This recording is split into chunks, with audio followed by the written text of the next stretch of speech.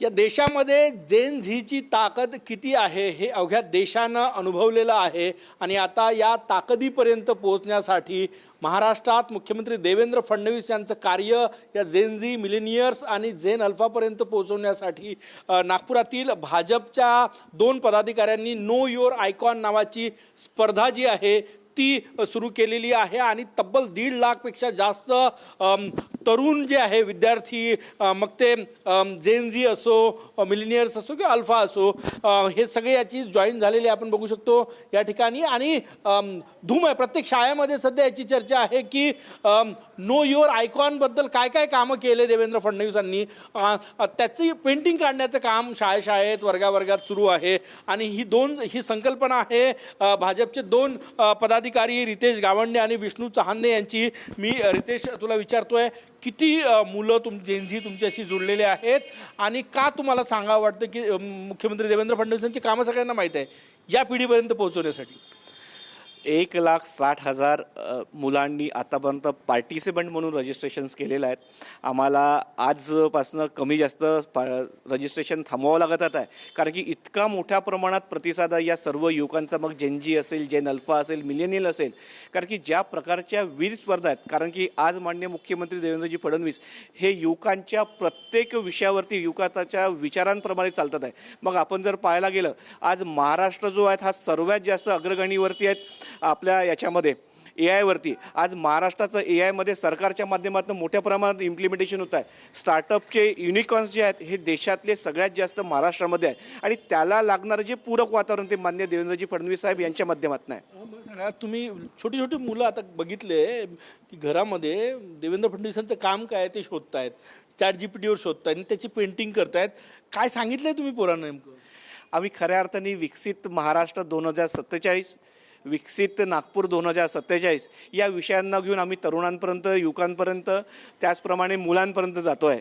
याच्यानुसार या निमित्ताने मुलांनी आपले विचार या महाराष्ट्राच्या बद्दलचे आपले द्यावे, जेणेकरून महाराष्ट्र जो प्रगत होईल 2047ला जी कल्पना आहे माननीय देवेंद्रजी फडणवीस साहेबांची, ती कल्पना पूर्ण करण्यासाठी या सर्व माध्यमातून आपण ते पुढे जातो आहे, जेणेकरून प्रत्येकाचा विचार आमच्यापर्यंत पोहोचवावा आणि आतापर्यंत 10 वर्षात मागच्या महाराष्ट्रामध्ये काय काय चांगल्या गोष्टी घडल्या त्यासुद्धा विद्यार्थ्यांपर्यंत, युवकांपर्यंत पोहोचावं ही आमची संकल्पना आहे। एकीकडे गेल्या 10 वर्षात देवेंद्र फडणवीस यांनी काय केलं, दुसरीकडे 47चं ड्रीम आहे। विष्णू चांदे आपल्यासोबत आहे।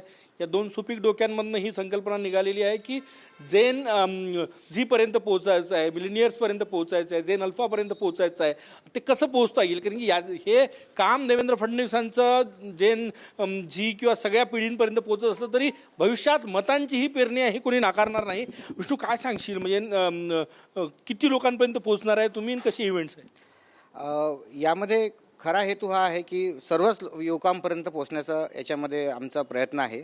100% कोणीही 30च्या आतचा युवक किंवा विद्यार्थी यामध्ये सुटू नये असा आम्ही प्रयत्न केला आहे। इतक्या जवळजवळ 12 ते 15 प्रकारचे याच्यामध्ये वेगवेगळ्या ॲक्टिव्हिटीज आणि स्पर्धा आहेत। याच्यामध्ये सगळ्यात महत्त्वाचा विषय हाच आहे की देवेंद्रजींचं काम पोहोचवणं हा जसा उद्देश आहे, तसंच युवकांची प्रतिमा काही प्रमाणात काही विविध कारणामुळे मलिन होते आहे, परंतु युवक हा स्वामी विवेकानंद आणि भगतसिंगांना मानणारा युवक या देशात अजूनही आहे आणि त्या पद्धतीचं वातावरण म्हणजे 30 सेकंदाच्या रीलमधून नाही तर 24 तास बसून शहराचे प्रॉब्लेम्सवर सोल्युशन देणारा युवक उद्या तुम्हाला हॅकॅथॉनमध्ये इथे दिसणार आहे। या पद्धतीची ही कल्पना आहे।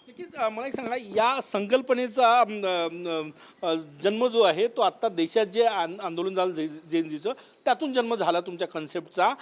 ते आंदोलन आणि ही कन्सेप्ट काय वाटतं? ते आंदोलन त्याबद्दल मला काय बोलण्याचं काही वाटत नाही, कारण प्रत्येकाचे वेगवेगळे मतांतर आहे, प्रत्येकाचा अधिकार आहे, आंदोलन प्रत्येकाचा अधिकार आहे।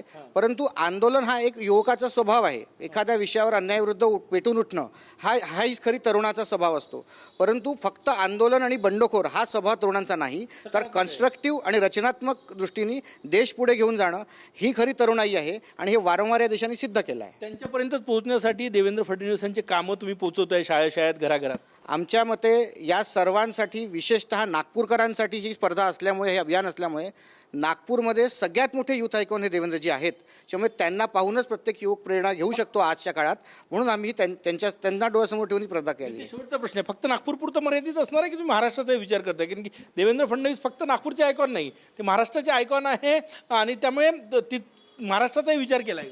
ते खऱ्या अर्थाने संपूर्ण देशातल्या यूथचे ते आयकॉन आहेत. आम्ही हा प्रयत्न पहिल्यांदा नागपूरमध्ये करतो आहे आणि याच्यामधला जो ही संकल्पना आली होती, हे गेले 3-4 महिन्यापासून आमच्याकडे होती, पण मधल्या काळातलं जे वातावरण झालं त्याच्यामुळे याला थोडंसं पुढे ढकलण्यात आलं.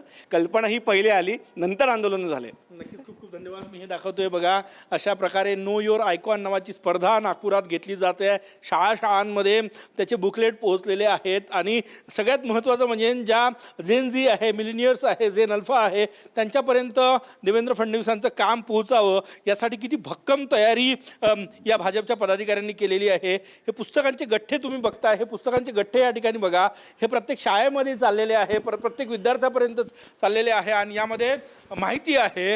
हे बघा, विद्यार्थ्यांशी संवाद आहे हा आणि हे वाचून हे सगळे विद्यार्थी यामध्ये सहभागी होत आहे. मुख्यमंत्री देवेंद्र फडणवीस यांचं काम आहे. अशा प्रकारची संपूर्ण तयारी या सगळ्या आयोजकांकडनं करण्यात आलेली आहे. स्वामी विवेकानंदांचा फोटो यावर आहे आणि सगळ्यात महत्त्वाचं की उद्देश हाच आहे की महाराष्ट्राचे मुख्यमंत्री देवेंद्र फडणवीस यांनी जे काम केलेलं आहे, मग ते समृद्धी महामार्ग असो किंवा एअरपोर्ट्स असो, सगळे कामं जे आहे ते तरुणांपर्यंत जावे, नवीन पिढीपर्यंत जावे, भविष्यातील मतदारांपर्यंत जावे, हा सुद्धा यातून प्रयत्न दिसतोय. कॅमेरामॅन सचिन सयामसह गजानन माटे, TV9 मराठी, नागपूर.